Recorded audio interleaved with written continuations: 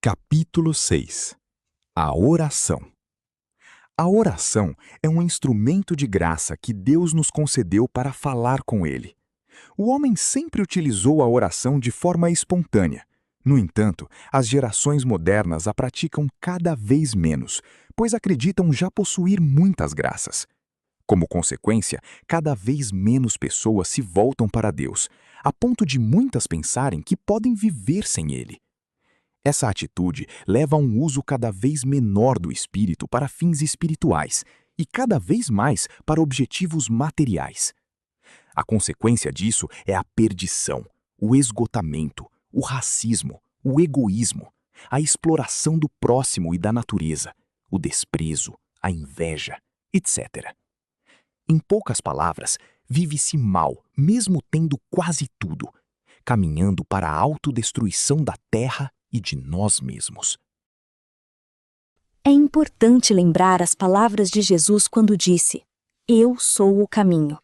De fato, uma das tarefas fundamentais que Jesus desempenhou aqui na Terra foi nos ensinar a orar. Embora fosse o Filho predileto e o único Espírito encarnado com os mesmos poderes do Grande Espírito, como já mencionamos ao analisar o milagre das ressurreições, o próprio Jesus, em sua condição temporária de homem, dirigia-se ao Pai Celestial em oração. Podemos afirmar que as graças que possuímos, especialmente aquelas recebidas através da oração, são mais apreciadas pelos pobres quando delas se beneficiam do que pelos ricos. Os países ricos vivem como crianças nascidas e criadas em um castelo, onde nada falta e, por isso, nada é realmente valorizado. Devemos, portanto, lembrar os conselhos de Jesus. Ele nos recomenda refletir com humildade, aprendendo com os pobres. Não porque ele deseja nos ver na pobreza, mas porque a mentalidade dos pobres é mais real, genuína, humana e espiritual.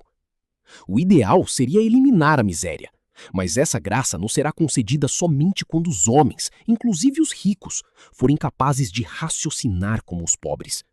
Caso contrário, é preferível ser pobre em bens materiais e rico no espírito. Como vimos anteriormente, Jesus foi e será o único homem em quem se encarna o Espírito de Deus. De fato, ele é Deus.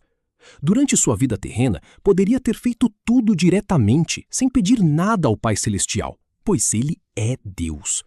No entanto, escolheu orar e pedir a intercessão do Pai para realizar milagres e para sua própria consolação.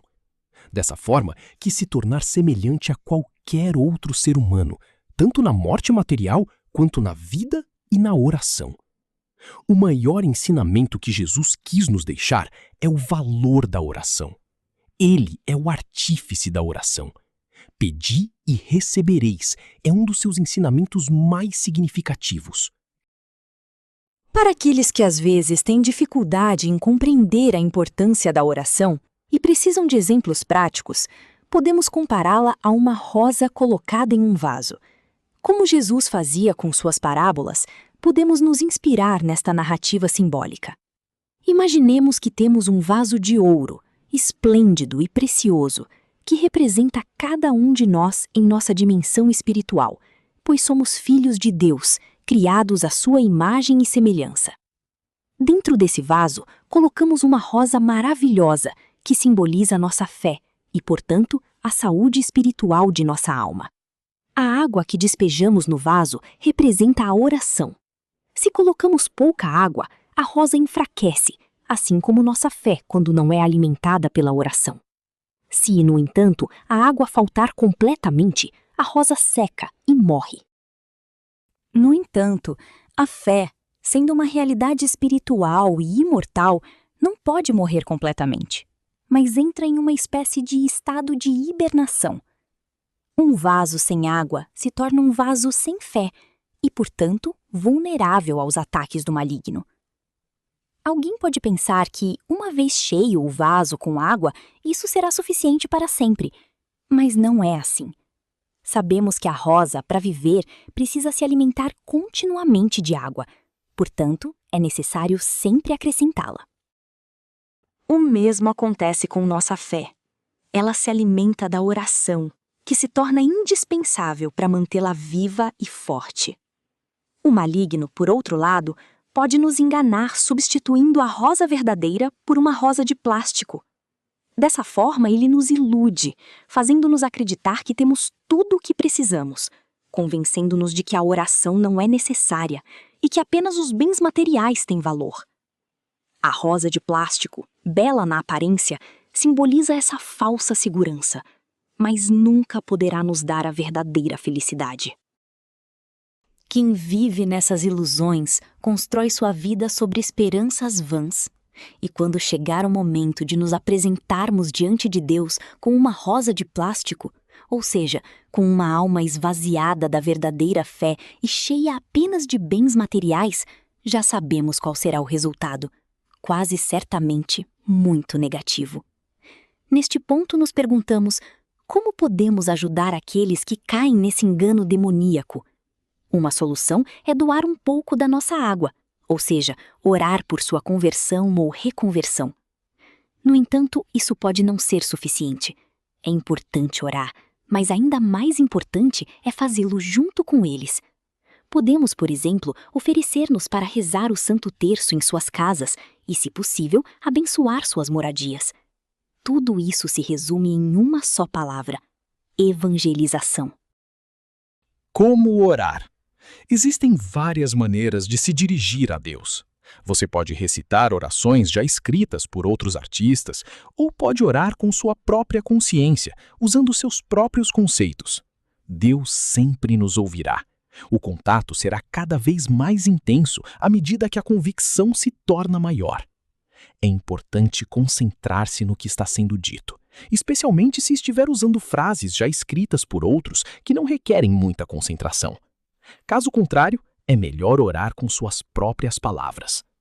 As pessoas que conseguem estabelecer um bom contato se sentirão satisfeitas, pois o Espírito Santo, mesmo após a oração, fornecerá a força necessária para superar as dificuldades e as dúvidas terrenas. O Espírito Santo. Pense nos apóstolos de Jesus, que testemunharam milagres e receberam os fundamentos do cristianismo diretamente dele.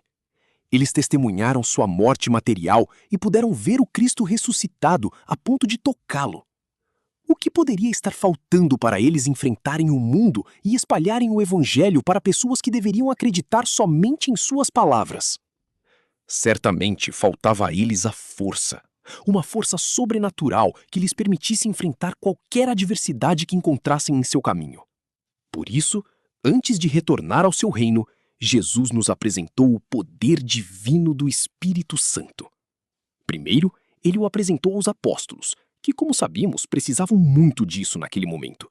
E depois para todos os cristãos e todos os seus seguidores que se tornaram cientes dessa grande graça espiritual, da qual também todos nós hoje e para sempre podemos usufruir.